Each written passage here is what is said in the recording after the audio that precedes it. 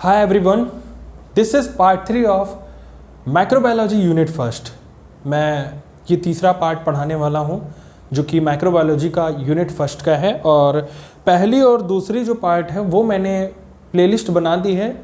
मैंने description box में link दे रखा है, आप वहाँ से जा कर के देख सकते हैं। तो आज हम लोग शुरू करने वाले हैं फॉल्स बैक्टीरिया के बारे में। जैसा कि मैंने प्रीवियस वीडियो में आपको ट्रू बैक्टीरिया के बारे में भी बताया था, साथ ही साथ मैंने बैक्टीरिया का क्लासिफिकेशन भी वहाँ किया था। एक चीज़ और नोट करिए कि ट्रू बैक्टीरिया को यू बैक्टीरिया भी कहा जाता है।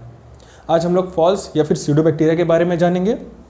तो those bacteria whose shape is different from other bacteria या फिर बैक्टीरिया, तो यहाँ पर हम लिख देंगे शेप अलग होता है बैक्टीरिया से।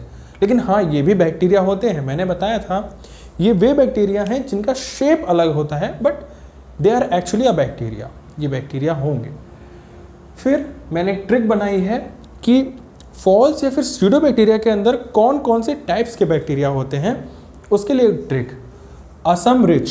तो जैसा कि असम एक स्टेट है हमारे यहाँ, तो हम ऐसे बना लेते हैं कि असम एक रिच स्टेट है, ठीक है। तो उसी से हम याद करेंगे ASMRI और CH।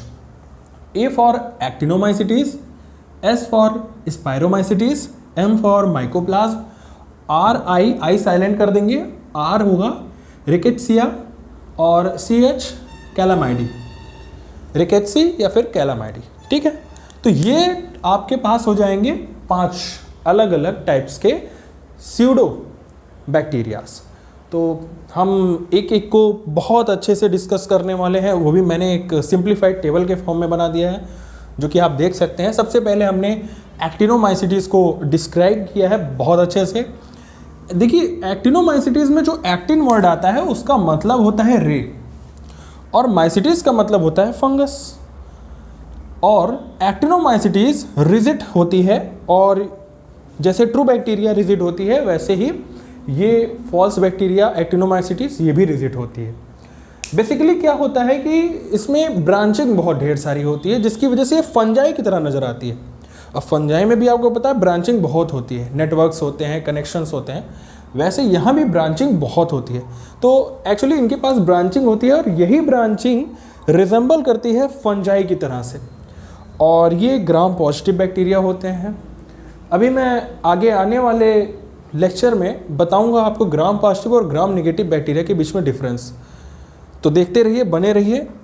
बेसिकली ये ग्राम पॉजिटिव बैक्टीरिया होते हैं और सॉइल में होते हैं, कुछ इस तरीके से आपको देख सकते हैं, ये ब्रांचेस आपको दिख रहे हैं। तो इतना तो क्लियर है एक्टिनोमाइसिटीज के बारे में। बात करते हैं स्पायरोमाइसिटीज। स्पायरोमाइसिटीज लंबे होते हैं, सिलेंडर आकार के होते हैं, इनके पास ब्रांचिंग नहीं होती है, और ये स्पायरल शेप के होते हैं। स्पायरल यानी कि सर्पिलाकार। सर्पिलाकार मतलब सांप के आकार का, जैसे सांप टेढ़ा मेढ़ा चलता है उसी शेप का है, स्पायरल शेप का है। तो हम कह सकते हैं कि स्पायरोमाइसिटीज, स्पायरो वर्ड आया स्पायरल से, तो स्पायरोमाइसिटीज स्पायरल शेप के होते हैं। बेसिकली ये ग्राम निगेटिव होते हैं। मैं बताऊंगा इसी वीडियो में, चलिए आपको बता देता हूँ ग्राम पॉजिटिव और ग्राम निगेटिव क्या होता है। ये कंप्लीट हो जाने दीजिए, इसके बाद मैं तुरंत बताऊंगा आपको ग्राम पॉजिटिव और ग्राम निगेटिव बैक्टीरिया के बीच में डिफरेंस। ये डबल मेम्ब्रेन होती है, जैसा कि आप देख सकते हैं। इसमें 2 टाइप्स के हैं, एक कॉकस वाला है, मैंने पिछली वीडियो में आपको बताया था कि जो गोल शेप के दिखेंगे उसे हम कॉकस, और जो लंबे लंबे रॉड शेप के दिखेंगे उन्हें हम बैसिलस बोलते हैं। तो स्पायरोमाइसिटीज कॉकस और बैसिलस दोनों टाइप के हो सकते हैं, और ये डबल मेम्ब्रेन भी होते हैं। अब हम बात करेंगे माइकोप्लाज्म की। बहुत अच्छी क्लास है ये माइकोप्लाज्म, क्योंकि इसके बारे में बहुत जगह आपको देखने को मिलेगा, बहुत अच्छे से डिस्क्राइब किया गया है। एक्चुअली ये ओवल शेप में होता है, जैसा कि आप ये शेप देख सकते हैं, ओवल शेप का है। इसके पास सेल वॉल नहीं होती भैया, इसके पास सेल वॉल नहीं होती। ये चीज़ ध्यान रखना है कि इसी के पास सेल वॉल नहीं होती। किसके पास नहीं होती है? माइकोप्लाज्म के पास नहीं होती है, सेल वॉल नहीं होती है। और अगर होती भी है, लगता है कि हाँ है, कोई कहता है नहीं होती है, तो उनको आप कह सकते हैं कि प्रॉपरली डेवलप्ड नहीं होती है। एक्चुअली सेल वॉल होती ही नहीं है, लेकिन अगर कोई कहता है तो आप कह दीजिए प्रॉपरली डेवलप्ड नहीं होती है। ये वायरस की तरह दिखती है, और इसके कुछ ऑर्गेनली और जेनेटिक मटेरियल इसमें प्रेजेंट होते हैं। Some organelle and genetic material present. ये सबसे छोटी बैक्टीरिया है भैया, स्मॉलेस्ट बैक्टीरिया मैंने हाईलाइट कर रखा है, स्मॉलेस्ट बैक्टीरिया। और एनिमल्स के अंदर और हम ह्यूमंस के अंदर यही बीमारी पैदा करती है। बीमारी का सबसे बड़ा कारण यही है। जैसा कि आप स्ट्रक्चर देख सकते हैं जिसमें आपको जो बाहर है वो सेल मेम्ब्रेन दिखाया गया है, डॉटेड डॉटेड हैं ये राइबोसोम्स हैं, और बीच में डीएनए दिखाया गया। फिर रिकेट्सी या फिर रिकेट्सिया जिसको आप बोल सकते हैं, ये फिलामेंटस होती है, इसके पास कोई ब्रांचिंग नहीं होती, कोई चेन नहीं होती है। ये नॉन मोटाइल होते हैं, यानी कि मूवमेंट नहीं कर सकते भैया, इसके पास मोटिलिटी नहीं है, और ये ग्राम नेगेटिव है। तो आप जैसा कि देख सकते हैं कि इसकी ब्रांचिंग नहीं है, ना कोई चेन है, तो बिखरे बिखरे से है। भाई चेन होगी तो लाइन से होगी, बिखरी बिखरी है इसका मतलब चेन है ही नहीं, और ब्रांचिंग नहीं है तो आप देख सकते हैं ब्रांच वगैरह है ही नहीं, तो नो ब्रांचिंग नो चेंज। अगर आपको फिगर याद है तो रिकेट्सी आप आसानी से बना के लिख सकते हैं। फिर कैलामाइडी की बात करते हैं। कैलामाइडी ओवल शेप में होता है, ओवल यानी कि अंडाकार। तो अंडाकार देखिए, अंडा मैंने बना भी दिया है। और ह्यूमन आई में एक डिजीज़ होता है जिसका नाम है ट्रैकोमा।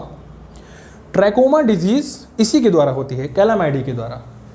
तो इतनी सी बातें थी, और आपको ये ट्रिक कैसा लगा आप मुझे कमेंट बॉक्स में ज़रूर बताइएगा। और अब इसके बाद हम लोग डिस्कस करेंगे ग्राम पॉजिटिव और ग्राम नेगेटिव बैक्टीरिया के बारे में।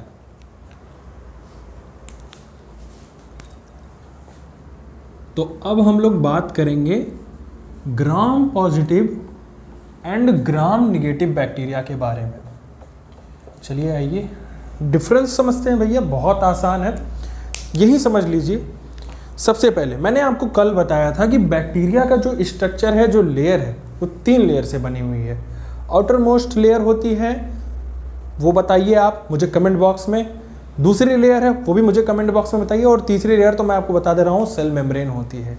चलिए एक एक करके मैं सारी लेयर्स को डिफाइन करता हूँ। ये हो गई पहली लेयर, ये हो गई दूसरी लेयर, ये हो गई तीसरी लेयर। आशा करता हूँ कि आपने कमेंट बॉक्स में आंसर तो ज़रूर लिखा होगा। तो भैया सबसे आउटर मोस्ट जो लेयर होगी इसे हम बोल देंगे कैप्सूल। दूसरी जो लेयर होगी उसे हम बोलेंगे सेल वॉल, और तीसरी जो लेयर होगी इसे हम बोलेंगे सेल मेम्ब्रेन। अब आप यही समझिए, जो सेल वॉल होती है, जो दूसरी लेयर है, ये पेप्टाइडोग्लाइकन की बनी होती है। किसकी बनी होती है? पेप्टाइडोग्लाइकन,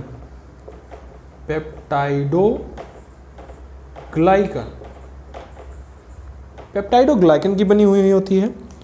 इसी के बेसिस पे, सेल वॉल के बेसिस पे हम लोग बैक्टीरिया को ग्राम पॉजिटिव या फिर ग्राम नेगेटिव बताते हैं। तो कौन ग्राम पॉजिटिव होगा और कौन ग्राम नेगेटिव होगा, आइए समझते हैं। तो जो आपने सेल वॉल बताया कि सेल वॉल पेप्टाइडोग्लाइकन की बनी हुई होती है, तो अगर पेप्टाइडोग्लाइकन की जो लेयर है, पेप्टाइडोग्लाइकन की जो लेयर है उसकी थिकनेस 20 से 70 नैनोमीटर है, तो हम उसे कहेंगे कि वो ग्राम पॉजिटिव बैक्टीरिया है, वो है ग्राम पॉजिटिव बैक्टीरिया। और यहीं पे अगर इसी पेप्टाइडोग्लाइकन लेयर की थिकनेस 7 से 8 नैनोमीटर है, तो उसे हम बोलेंगे ग्राम नेगेटिव बैक्टीरिया। है ना कितना आसान।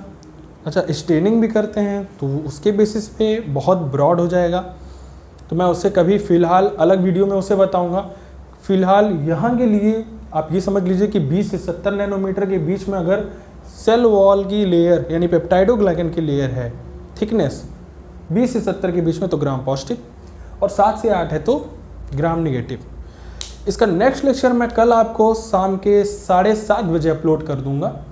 तब तक के लिए बने रहिए। अगर आपको पसंद आया तो प्लीज़ वीडियो को लाइक कीजिए, अगर नए हैं तो चैनल पर ज़रूर सब्सक्राइब कीजिए, और बेल नोटिफिकेशन दबाना बिल्कुल भी ना भूलें।